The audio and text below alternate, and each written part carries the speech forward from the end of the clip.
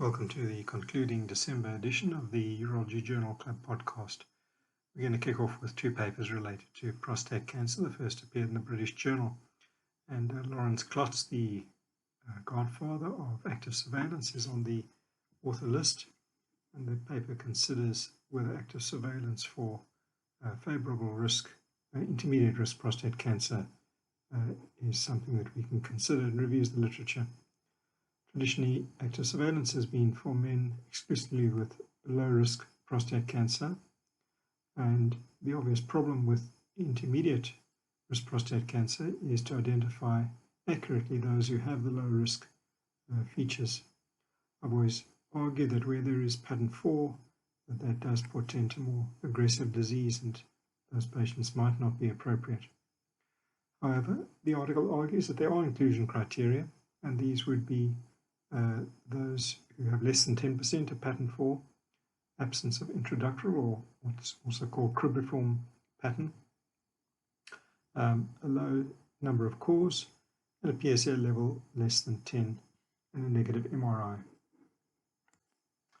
So in motivation for this suggested approach to low-tier intermediate risk, I make the point that the CAPRA risk stratification tool only gives one extra point for pattern 4.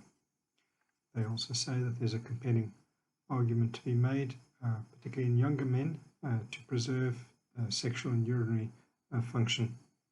And a meta-analysis of 27 centers concluded that men less than 60 at the time of diagnosis did not need to be excluded from active surveillance therapy. However, the concern is obviously missing those patients who may have been misclassified in their initial treatment, and the authors call for more research to investigate how we can truly accurately classify men as low tier and to consider active surveillance. They call for things like genomic biomarkers and imaging that may help in the future to help predict these men can safely be put on active surveillance. The next paper from the World Journal of Urology considers whether hypofractionation of external beam radiation for prostate cancer is possible and what the limits of that are. Conventionally, certainly at our institution, external beam is administered in 2 gray increments, roughly 5 fractions a week for 6+ weeks. And clearly that is onerous on the patients and staff. And hyperfractionation, ultra-hyperfractionation, has all been aided by the possibility of using stereotactic and 3D conformal external beam. So reviewing this article, clearly there's been a progressive march towards reducing the number of fractions, down from 6 weeks to 7 fractions, then 4 fractions, 5 fractions, and even 1 fraction is talked about in this paper. There is a slight increase in GU toxicities where one does give larger doses, and that's obviously the rationale for lower dose fractions. And I'm just going to conclude by reading the conclusion. In summary, there is an early prospective evidence to suggest that 5 or fewer fractions are safe with low toxicity, while single fraction stereotactic is appealing in many ways. Experience with brachytherapy suggests caution in this regard, and they recommend that the way forward is probably 2 fraction stereotactic radiotherapy is likely to be as low as it's possible to go. The third paper comes from the European Urology and considers Rezum, which, as we know, is thermal therapy. We're using water vapor, and this is a paper looking at larger prostates.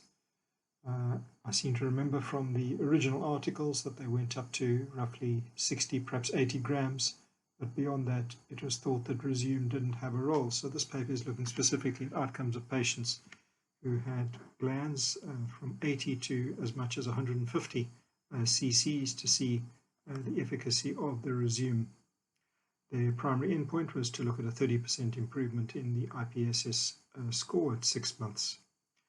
A relatively small study of close to 50 patients, And the major findings here were an impressive improvement in IPSS scores, in that 83% of patients responded to the primary by dropping their IPSS score by 11. And concomitant with that was an improvement in their Qmax of roughly 7 moles per second, which I think is relatively impressive. So it does appear as if this is an option for larger prostates. Looking at the side effects, there were no significant side effects in these patients. There were no surgical retreatments required in the first 6 months, and the 60% of patients who were regarded as non-responders went back onto alpha blocker therapy. So I think pretty compelling data that Rezum does have a place for patients with prostates larger than 80 grams. Since it's the December edition, perhaps it's important to end off on a humorous note. This article made its way into the British Journal. It's from a German group, and it's titled "Penile Fractures, the Price of a Merry Christmas." And these investigators, if you can believe it, took the trouble of looking at their 15-year data related to penile fracture.